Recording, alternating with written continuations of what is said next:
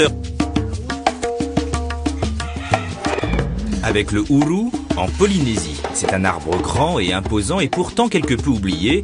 De son bois on fait des meubles ou des pirogues et de son écorce battue une étoffe. Mais certains veulent remettre au goût du jour le fruit du ourou qui autrefois était la base de l'alimentation polynésienne.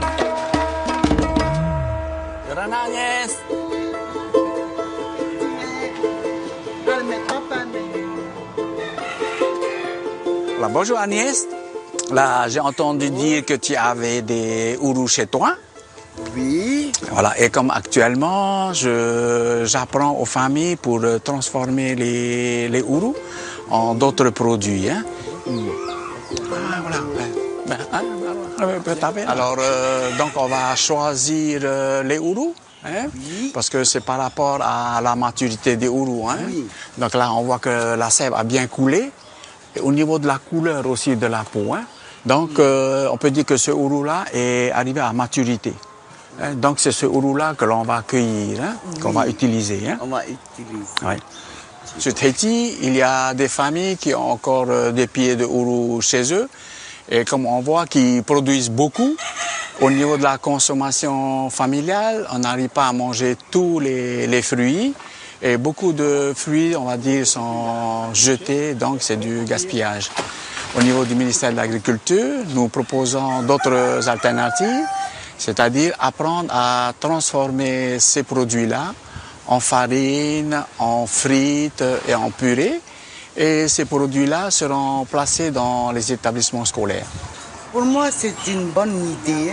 Alors, ça ne gaspille pas et ça nous apprend aussi. Ça nous apprend comment il faut fabriquer aussi la farine. C'est une bonne idée que mon ami vient m'apprendre pour le ourou. Alors ça apprend aussi à mes enfants de manger le ourou. Je vais prendre celui-là. Alors, voilà, on va dire que c'est un arbre aussi assez complet puisque au niveau de son fruit, il est consommé. Au niveau des feuilles, c'est utilisé comme, on va dire, comme paillage au niveau du four tahitien. Le bois est utilisé, les troncs, on va dire, hein, quand les troncs sont gros, c'est utilisé pour faire des pirogues ou pour faire des rames. Et les bourgeons des fleurs aussi sont utilisés dans la médecine traditionnelle.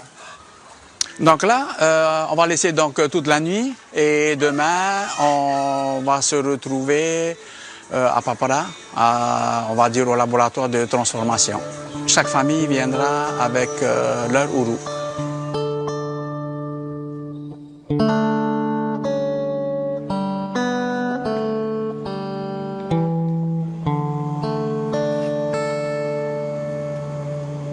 Alors nous sommes au service du développement de l'économie rurale, qui est chargé du développement de l'agriculture, et nous sommes dans le département de transformation des produits locaux. Pour aujourd'hui, c'est la transformation du ourou en farine, en frites et en purée.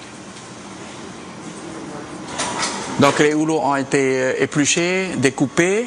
Et là maintenant, les ourous sont placés sur des clés et c'est mis à sécher alors dans le four. Hein. Donc là, on voit que les morceaux de ourous sont bien déshydratés. C'est bien déshydraté. Donc on va les passer alors dans le moulin à farine.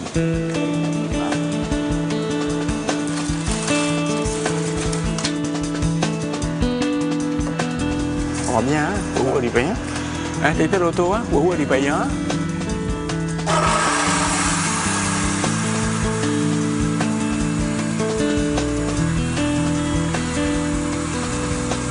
Ça y est, la farine, hein, elle est prête là maintenant. Hein, c'est sec. Donc là maintenant, on va mettre la farine en sachet. On va faire des sachets de 1 kg. Cette opération, les familles ne pourront pas faire chez elles. Hein. Les familles vont éplucher les ourous chez eux, sécher chez eux, mais par contre, les familles devront envoyer les ourous secs ici au laboratoire pour être moulus et transformés en farine. Pour le moment, donc, ce sont des opérations de formation, donc ces formations sont gratuites. Et le ministère de l'Agriculture a prévu des machines qui seront placées dans les coopératives. Et à ce moment-là, les familles pourront s'adhérer aux coopératives et envoyer leurs produits pour être transformés et mis en sachet et en vente après dans ces coopératives-là. Voilà. Dans la farine de ourou, dans ce produit-là, il n'y a pas de gluten. Donc on participe d'une certaine manière à la lutte contre l'obésité. Et d'autant plus aussi que le ourou renferme plusieurs vitamines qui sont très bons pour la santé. Si on veut faire de la farine, donc on coupe d'une certaine manière. Si on veut transformer le ourou en frites, donc c'est découpé en bâtonnets.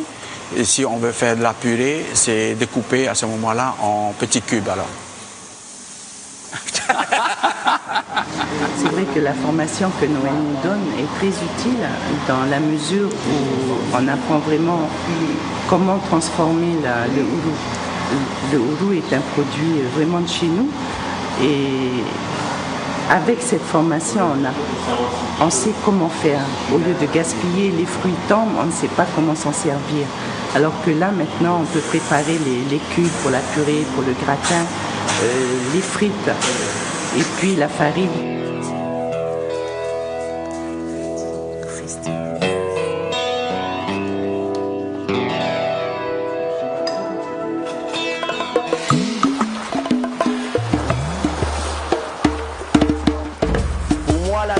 Depuis toujours, c'est par les histoires et les chants que les Rodriguez